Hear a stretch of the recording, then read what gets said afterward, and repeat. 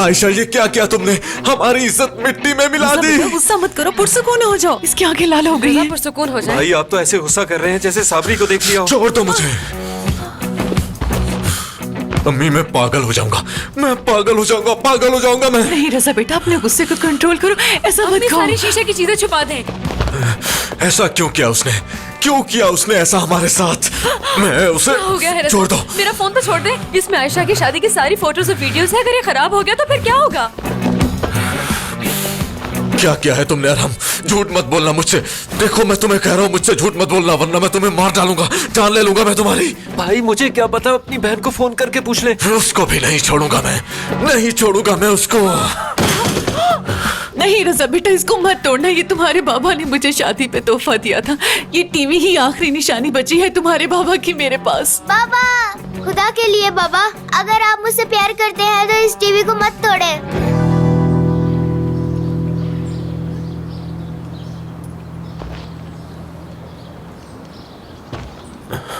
नहीं तोड़ता।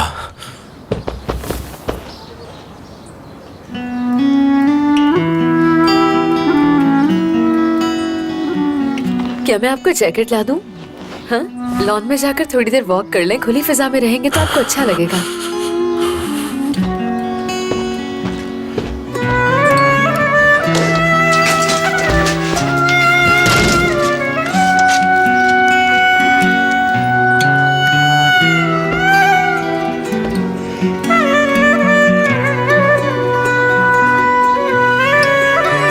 सुना आप लोगों ने?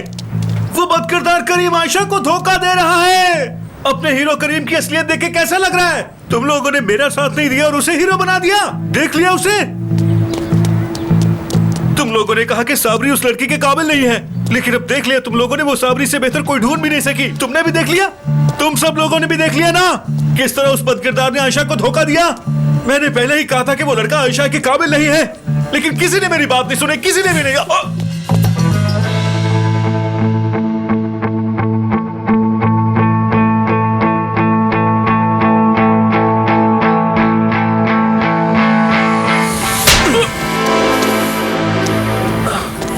भाई, रज़ा भाई, उस करीम ने आयशा को धोखा दिया। मैंने कहा था ना वो आयशा के काबिल नहीं है। बकवास बंद करो अपनी।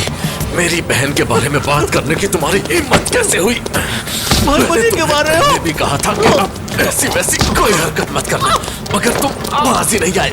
मजबूर किया मुझे ये सब करने के लिए।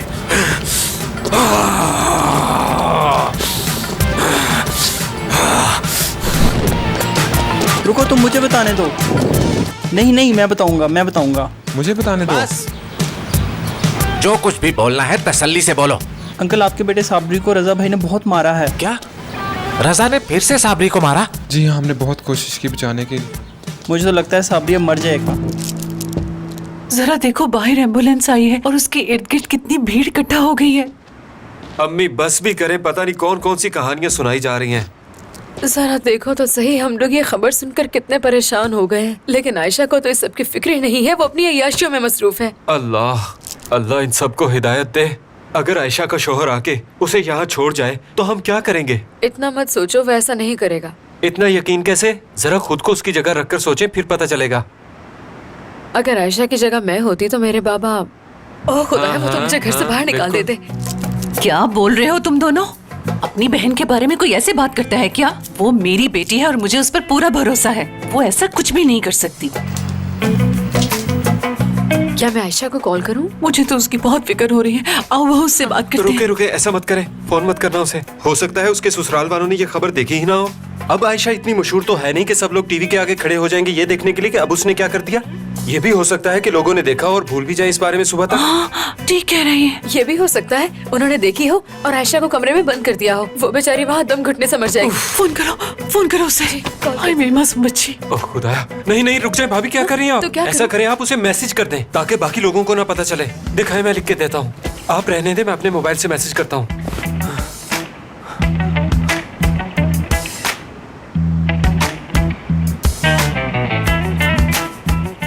देखो, अब मैं तुम्हारी गलतियां सुधार के थक चुका हूँ। बस हो गई मेरी। ज्यादा बोलने की जरूरत नहीं है, मैंने कोई भी गलती नहीं की, समझे?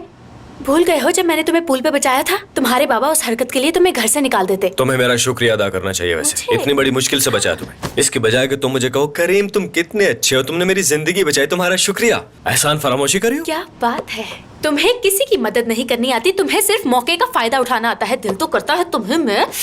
और क्या कह रहे थे, मेरी मदद की? तुमने वहाँ मेरी मदद नहीं की, ना ही मुझे बचाया। तुमने वहाँ मौके का फायदा उठाया और सिर्फ अपने बारे में सोचा। मुझसे मेरी नौकरी छीन ली और बातें सुना रहे हो। पता नहीं तुम कैसी बातें कर रही हो, समझ नहीं आ रही। अच्छा मेरी बात सुनो, अब से हम दोनों, एक मिनट, तुम फोन इस्तेमाल कर रही हो? मेरी बात सुनो अभी, मेरी बात पूरी नहीं हुई। तुम बोलते रहो, मैं सुन रही हूँ। मुझे एक जरूरी मैसेज करना है। वहीं खड़े रहो, यहाँ आने की जरूरत नहीं है। रात के इस पैर किससे बात कर रही हो तुम? दिखाओ मुझे कौन है ये। क्या हो गया है? मैसेज कर रही हूँ, फिर सुन लेती हूँ बात। मैसेज आया उसका। क्या कहा उसने? कहती है अभी थोड़ी मसरूफ है, जैसे ही वक्त मिलेगा कॉल करेगी। मुझे तो समझ नहीं आ रहा ये सब हो क्या रहा है। भाभी देखे मैं कितना परेशान हूँ, लेकिन किसी को परवाह ही नहीं मेरी।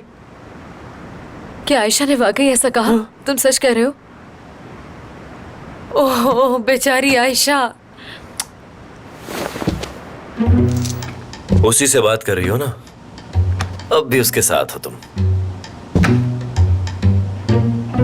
तुम्हारी आंखों में उसके लिए मोहब्बत भी नजर आ रही है। ऐसा दोबारा कभी मत कहना। तुम्हें लगता है उसने जो किया उसके बाद भी उसके बारे में सोचूंगी? तो फिर उससे छुपकर मिलने का क्या मकसद था तुम्हारा? जमाना देखा है मैंने, हमें पागल बनाना इतना आसान नहीं है। मेरे बिलाल से मिलने पे तुम इतना खुश क्यों हो रहे हो? क्या तुम्हारी जिंदगी में बात करने के लिए कोई भी नहीं है? तुम तो बड़ी बड़ी बातें कर रहे थे कि लड़कियां मेरे आगे पीछे घूमती हैं, लेकिन तुम्हारी तरफ तो कोई देखती भी नहीं है। देखो मैं सबको गले का हार नहीं बनाता, तुम नहीं समझोगे ये बात। चाहूँ तो बाहर लाइन लगा दूं लड़कियों की। मुझसे झूठ मत बोलो। तुमने जितनी लड़कियों के दिल तोड़े हैं सब नफरत करती है तुमसे। मेरा एक लफ्ज काफी है उन्हें वापस बुलाने के लिए। वो लफ्ज मैं भी सुनना चाहूंगी। तुम अभी उस लिस्ट में शामिल नहीं हो। मैं उस लिस्ट में शामिल होना भी नहीं चाहती। मैं उन लड़कियों जैसी बिल्कुल भी नहीं हूँ जिन्हें तुम बबल की तरह इस्तेमाल करते हो और फिर फेंक देते हो। मैं तुम्हें बदनाम नहीं करती, हर दफा बचाती हूँ। ठीक है, एक बार तुमने मुझे बचाया और 1000 बार जता चुकी हो तुम। मगर बचाया तो है ना? तुम्हें याद है कि भूल गए? तो ठीक है, हम एक डील करते हैं। अब से जो कोई भी दूसरे को बचाएगा वो उससे कोई भी काम करवा सकता है। मंजूर है तुम्हें? तो क्या अब तुम मुझसे लड़ना चाहते हो?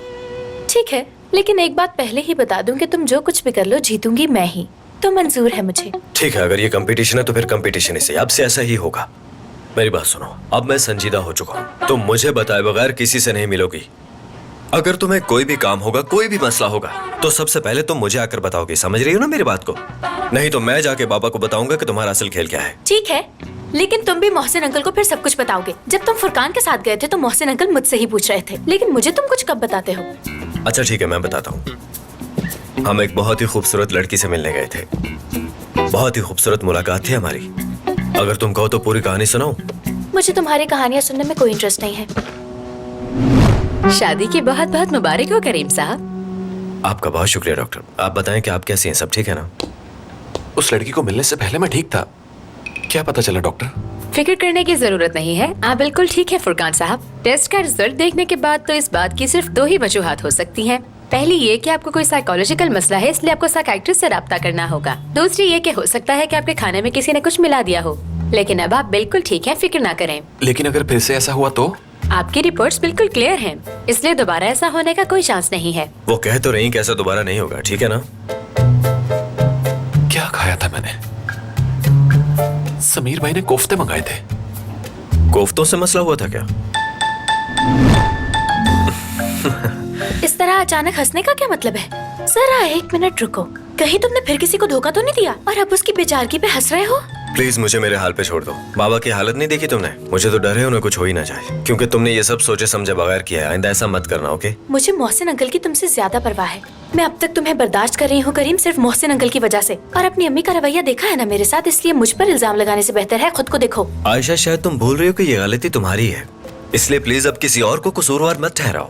मुझे लगा था शायद तुम्हें अक्ल आ जाए। क्या तुम मुझसे हसद करने लगी हो? क्या कहा? मैं तुमसे हसद करूंगी अब? तो तुम झूठ भी बोल लेती हो। चलो जाओ, सो जाओ।